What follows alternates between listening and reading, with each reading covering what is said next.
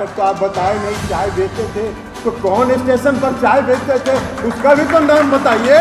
जाति आधारित गणना शुरू कराया तो उसका विरोध पटना से लेके सुप्रीम कोर्ट तक कर रहे हैं। केंद्र की सरकार उसका विरोध कर रही है। आप पिछड़े वर्ग के समर्थक नहीं है, आप अति पिछड़े वर्ग के समर्थक नहीं है। मन में राम बगल में छुरी, ये आपका चरित्र। देश के लोकतंत्र को समाप्त कर रहे हैं आप। अघोषित इमरजेंसी से भी बदतर स्थिति है। भावना को भड़का के, देश की भावना को भड़का के लेना चाहते हैं। हम आप में से, हम उमेश कुशवाहा जी को कहेंगे कि पार्टी के 5 नेता का एक टीम गठित कर दीजिए। अब 5 नेता को भेजिए लद्दाख। ये बोलते हैं ना कि चीन एक इंच जमीन कब्जा नहीं किया।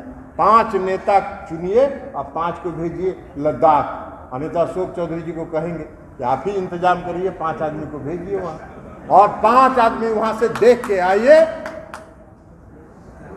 लद्दाख का बच्चा बच्चा कहता है कि चीन ने सैकड़ों हजारों एकड़ जमीन हमारा हिंदुस्तान का कब्जा कर लिया है, और ये चुप बैठे हुए।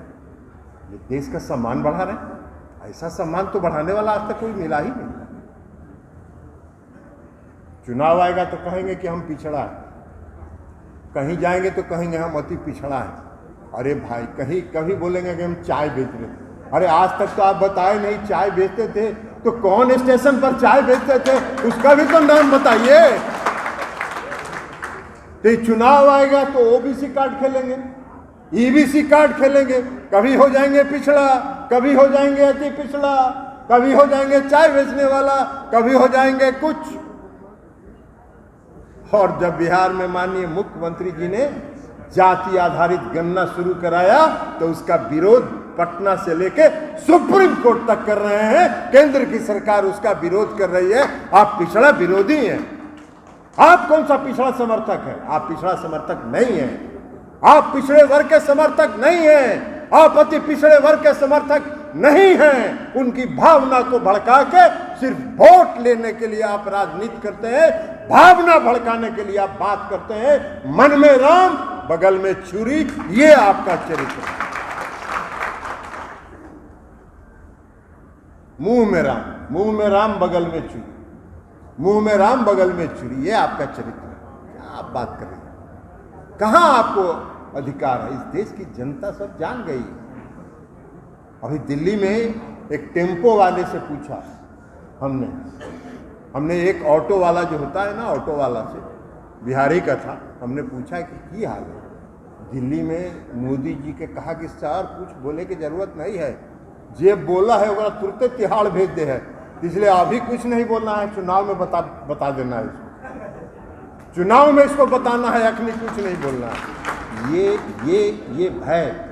ये भय और आतंक आपने इस देश में फैला के रखा है अपने पालतू तोतों के बल पर, कि आज एक गरीब आदमी भी आपके खिलाफ बोलने से डरता है, और उसको डर है कि आप उसको तिहाड़ जेल पहुंचा दीजिएगा।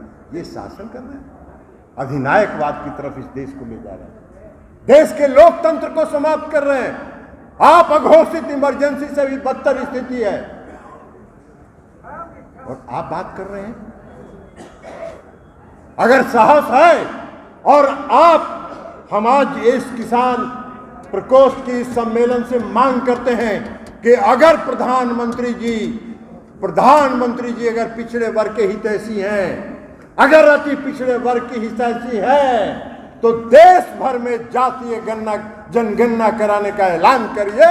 हम समझेंगे कि आप पिछड़े और अति पिछड़े वर्ग के लोगों के हितैषी।